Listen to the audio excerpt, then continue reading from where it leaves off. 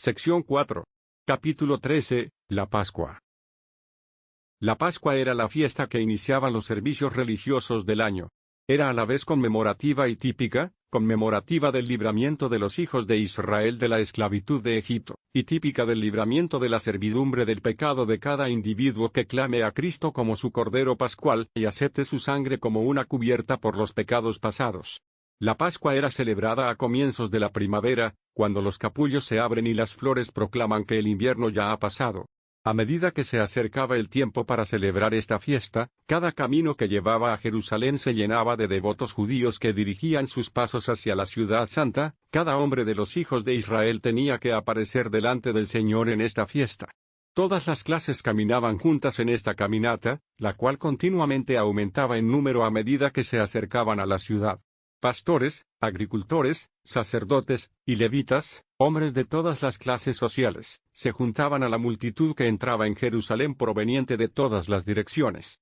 Las casas en la ciudad estaban totalmente abiertas para acogerlos, y tiendas eran montadas en las casas y en las calles para amparar a aquellos que venían a la fiesta, y para proveer piezas donde las familias y los grupos pudieran reunirse para comer la Pascua. Antes de la liberación de los hijos de Israel de Egipto, el año nuevo comenzaba en otoño, pero cuando el Señor sacó a los israelitas de la esclavitud egipcia, en el mes de Abib, o Nisán, Él dijo: «Este mes os será el principal de los meses, será el primer mes del año». El mes de Abib corresponde con el final de marzo y comienzos de abril. A los 10 días del mes de Abib, el Cordero Pascual era seleccionado, y era mantenido separado del resto del rebaño hasta el día 14 del mes, cuando entonces era sacrificado. Existía una hora precisa para matar al Cordero, al crepúsculo de la tarde, o cerca de la hora 9 del día, lo que, en nuestra manera de contar el tiempo, correspondería a las 3 de la tarde. El Cordero era asado entero, sin que se le quebrara ningún hueso. Si la familia era pequeña, varias familias podían unirse para celebrar la fiesta. Pan sin levadura y hierbas amargas eran comidas junto con el Cordero.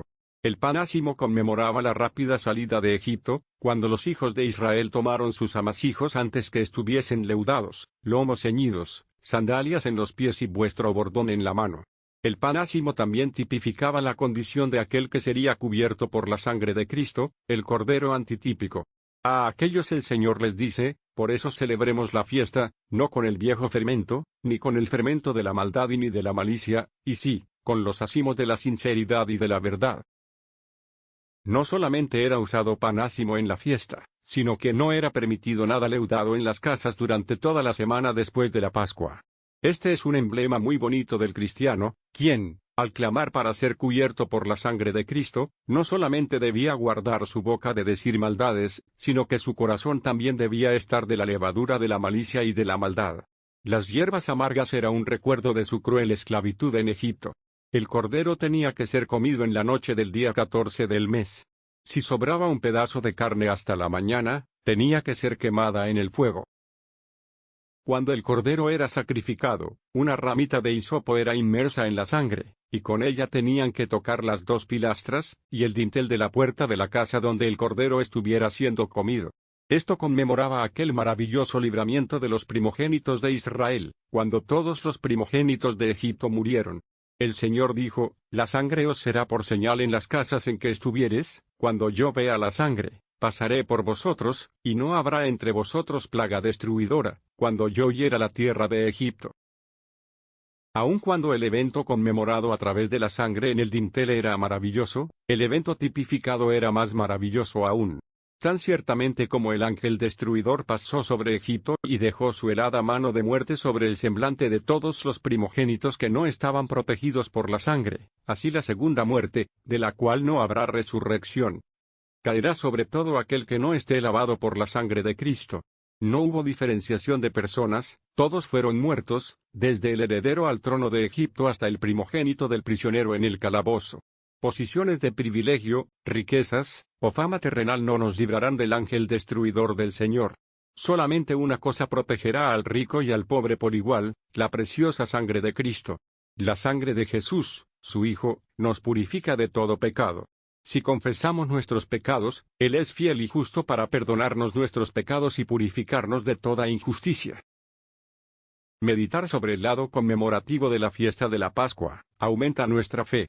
Acordarnos de cómo el Señor trabajó por su afligido pueblo, cómo les escuchó sus lamentaciones e hizo grandes milagros para libertarlos, trae bendiciones a nuestras almas, pero también hay salvación para aquel que medita sobre la parte típica de la fiesta de la Pascua.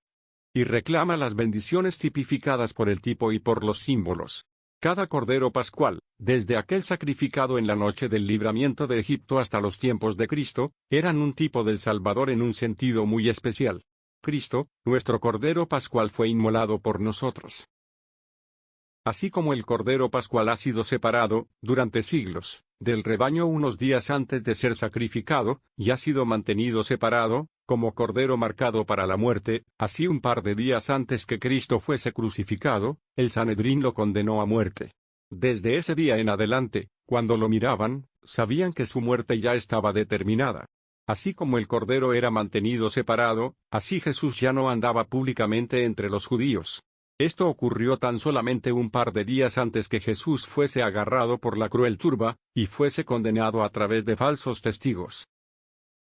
En la mañana siguiente a aquella noche espantosa de tortura y agonía, el Salvador fue traído al salón de juicios de Pilato.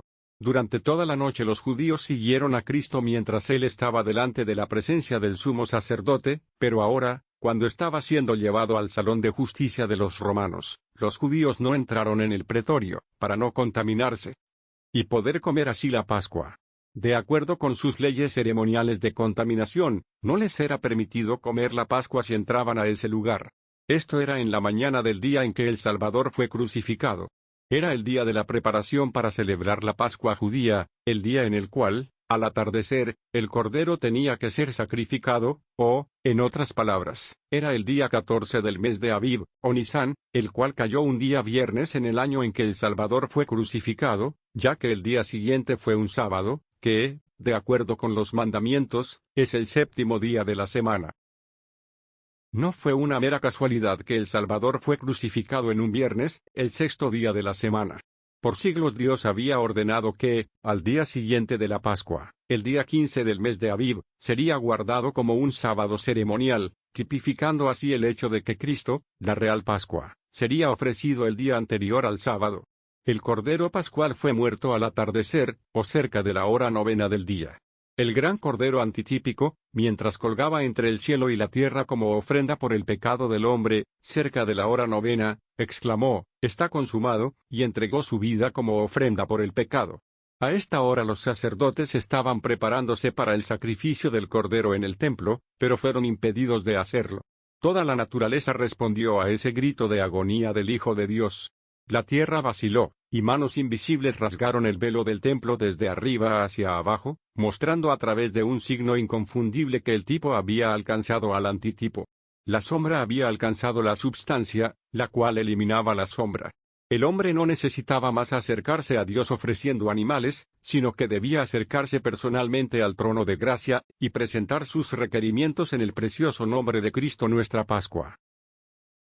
La obra tipificada por la Pascua se extiende por entre las épocas, y no habrá encontrado su cumplimiento antitípico hasta que los hijos de Dios sean para siempre libertados del poder del enemigo de toda justicia.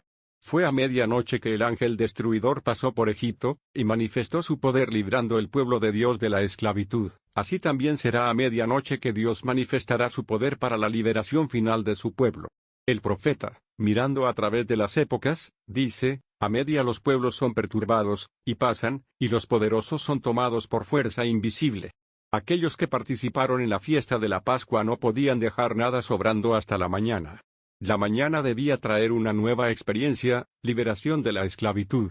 El alma que acepta a Cristo como su Pascua y participa de ella por la fe, entra en una nueva experiencia, liberación de la condenación de la antigua vida. Cuando Dios manifiesta su poder a medianoche de la última liberación de su pueblo, la mañana no encontrará a nadie en la esclavitud. Las paredes de las prisiones caerán, y el pueblo de Dios que ha sido mantenido en prisión por causa de su fe, será libertado, para nunca más sentir el poder opresivo del enemigo.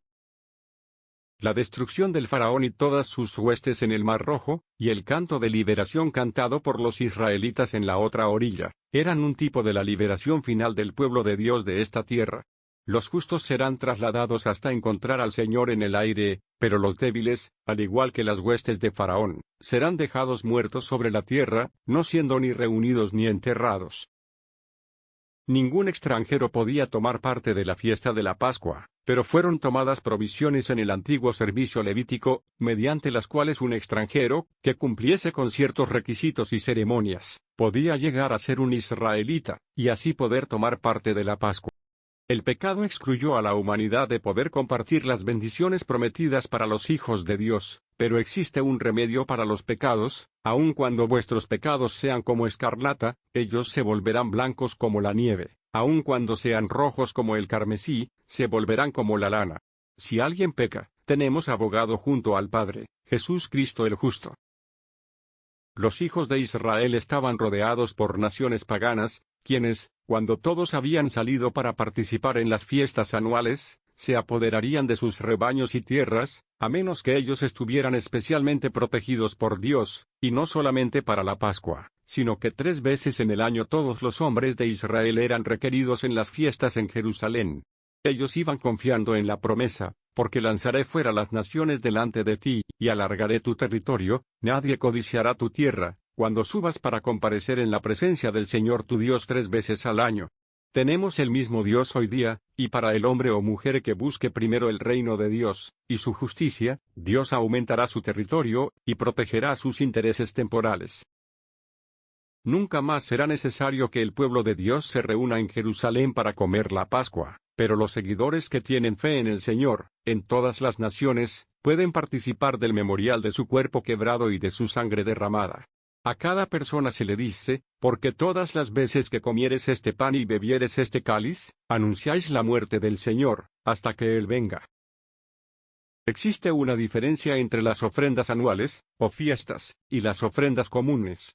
Las ofrendas por el pecado, ofrendas por la transgresión, ofertas pacíficas, o cualquiera de las ofrendas comunes podían ser celebradas en cualquier tiempo durante el año, cada vez que la ocasión o las necesidades del pueblo las demandaren, pero no era así con las fiestas. Todas las fiestas anuales eran proféticas y típicas. Mientras el Cordero Pascual era sacrificado cada año, era una sombra de Cristo nuestra Pascua, que fue sacrificado por nosotros. El hecho de que el Cordero podía ser sacrificado solamente en el día 14 del mes de Abib era una profecía de que el Cordero Pascual entregaría su vida por los pecados del mundo en el día 14 del mes de Abib. Un argumento incontestable de que Jesús es el Mesías es que Él murió en la cruz en el día exacto, y en la hora exacta, en que Dios dijo que el Cordero Pascual sería sacrificado, y Él resucitó de la muerte el mismo día del mes, en que las primicias habían sido movidas durante siglos.